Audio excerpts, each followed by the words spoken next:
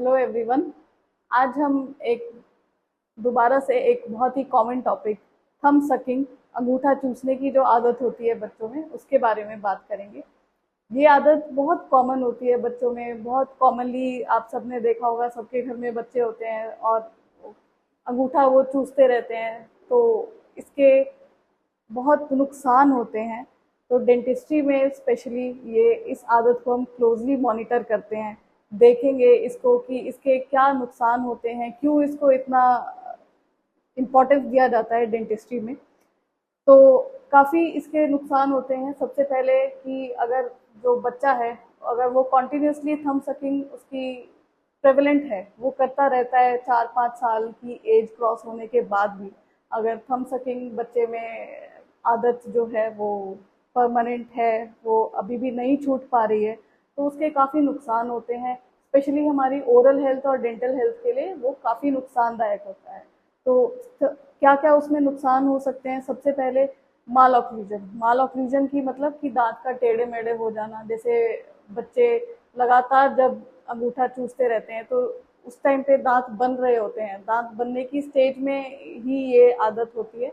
तो वो जब दांत बन रहे हैं तो उस टाइम पे अंगूठा चूसने की वजह से काफ़ी इंटरफेरेंस होता है, और जो जब दांत आते हैं तो वो टेढ़े मेढ़े आते हैं बच्चों में। इसको डेंटिस्ट्री में माल ऑक्लूजन बोलते हैं। इसमें दो टाइप की चीज़ें मेनली देखी जाती हैं, या तो ओपन बाइट या फिर ओवर जेट। ओपन बाइट क्या होता है कि जब बच्चा या फिर कोई भी इंसान, जब हम मुंह बंद करते हैं तो हमारा जो प्रॉपर टूथ स्ट्रक्चर है, जो बंद होना चाहिए, जिसको प्रॉपर ऑक्लूजन बोलते हैं, वो अगर जैसे ये हमारा ऊपर के दांत है, ये नीचे के दांत हैं, तो अगर मुंह बंद करेंगे तो आइडियल पोजीशन जो होती है वो ऐसे होनी चाहिए। बट ओपन बाइट जो जैसे मैंने बोला थंब सकिंग के टाइम पे क्या होता है कि बच्चा लगातार अंगूठा चूस रहा है, तो क्या होगा कि वो प्रॉपरली ये बंद नहीं हो पाएंगे। ओपन बाइट में क्या होगा, ऊपर और नीचे के दांत प्रॉपरली मिल नहीं पाएंगे, और ऐसे जब मुंह बंद करेगा बच्चा तो ऊपर और नीचे के दांत अपनी प्रॉपर शेप में ऐसे ना होके ऐसे हो जाएंगे। तो इस कंडीशन को हम ओपन बाइट बोलते हैं। या फिर क्या हो सकता है, ओवरजेट की प्रॉब्लम होती है। ओवरजेट क्या होता है कि जिसे हम बोल देते हैं कॉमन भाषा में कि दांत बाहर आ गए बच्चे के, तो वो ओवरजेट होता है। ओवरजेट मतलब कि जैसे मैंने आपको पहले बताया, नॉर्मल दांत ऐसे बंद करेंगे, बट ओवरजेट में जो ऊपर के दांत हैं वो ऐसे बाहर की साइड आ जाएंगे। तो ये एक बहुत कॉमन प्रॉब्लम होती है माल ऑक्लूजन की, ड्यू टू थंब सकिंग। और क्या हो सकता है कि सिर्फ दांत की नहीं, जो हमारा ओवरऑल जबड़ा, स्केलेटल जो है हमारा, उसमें भी माल फॉर्मेशन हो सकता है। माल फॉर्मेशन की प्रॉब्लम हो सकती है। माल फॉर्मेशन मतलब कि प्रॉपरली जो है हमारा स्केलेटल स्ट्रक्चर, हड्डियों का स्ट्रक्चर, क्योंकि उस टाइम बच्चा ग्रोइंग एज में होता है, और ग्रोइंग एज में जैसे शरीर की और हड्डियां फॉर्म हो रही होती हैं, तो साथ में हमारे मुंह की भी हड्डियां उस टाइम में ग्रोइंग स्टेज में होती हैं।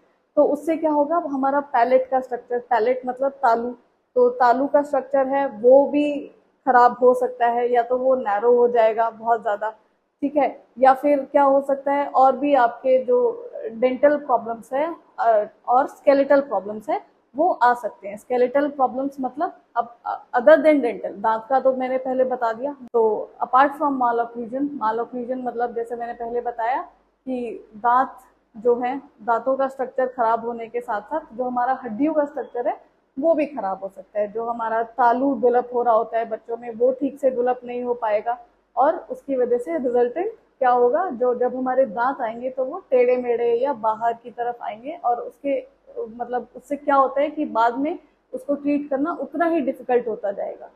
अगर डेंटल प्रॉब्लम है तो उसको भी हम टैकल करेंगे, बट स्केलेटल प्रॉब्लम भी अगर हो जाती है, जैसा मैंने पहले बताया, तालू का अगर फॉर्मेशन में दिक्कत हो जाती है तो बाद में उसको करेक्ट करने में भी हमें ज़्यादा टाइम और ज़्यादा मेहनत करनी पड़ती है।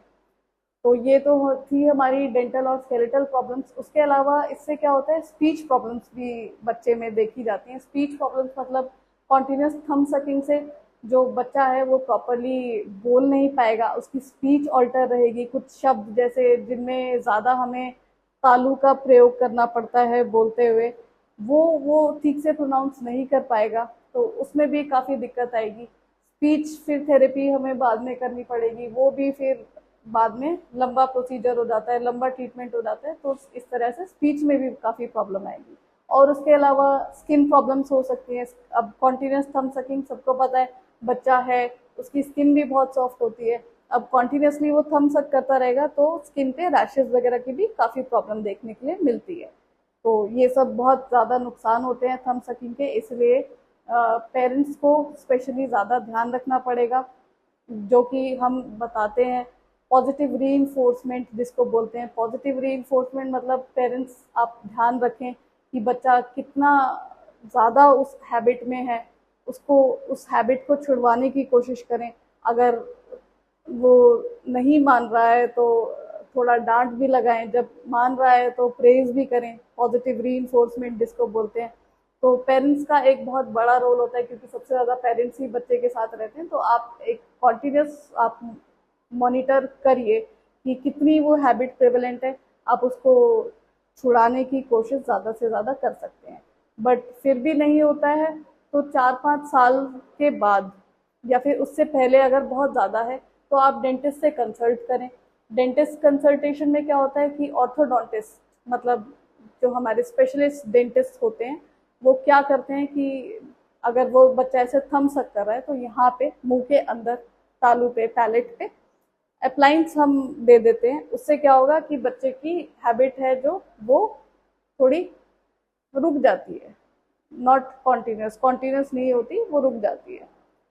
और उसके अलावा आप बच्चे से बात करें, आप उसको समझाएं कि नहीं बेटा ये आदत ठीक नहीं है, आपको छोड़नी पड़ेगी, ठीक है। और तब भी अगर ना हो तो आप डेंटिस्ट से कंसल्ट करें, डेंटिस्ट आपको अच्छे से बता पाएंगे।